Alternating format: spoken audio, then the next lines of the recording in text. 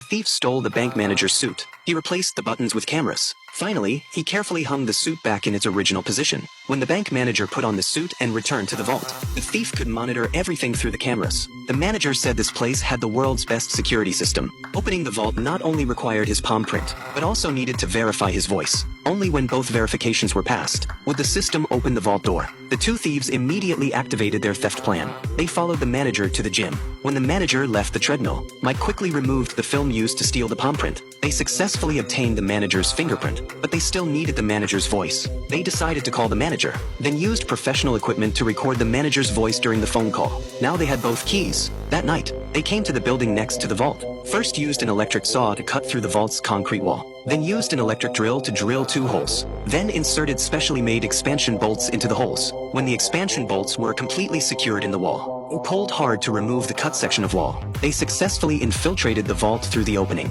They took out gloves with the manager's palm print. Palm print and voice verification succeeded. After the vault door opened, Robert quickly took out the infrared interference device. Mike unfolded a specially made flatbed cart. After installing the interference device at the front of the cart, he carefully lay down on top of the cart. At this time, the infrared beams in the corridor were constantly moving. Robert directed Mike. Mike used his fingers to slowly move forward. He avoided all the infrared scans. Then he pushed the interference device to the designated position. Robert quickly pressed the switch. All infrared beams in the corridor instantly became disabled. Now they were only one door away from the jewelry. The two quickly used tools to drill holes in the vault door, then inserted a micro probe deep into the hole. Using the camera, they could observe the state of the lock mechanism. The two kept trying the door lock's password. Soon the password was completely entered correctly. The two successfully opened the vault door, but they didn't take these jewelry worth hundreds of millions of dollars. Instead, they chose the safe in the corner. Robert took out tools to blast the safe's bulletproof glass. Then he carefully took out the wooden box to examine it. Inside the box was his target, but Mike suddenly pulled out a gun and aimed it at Robert.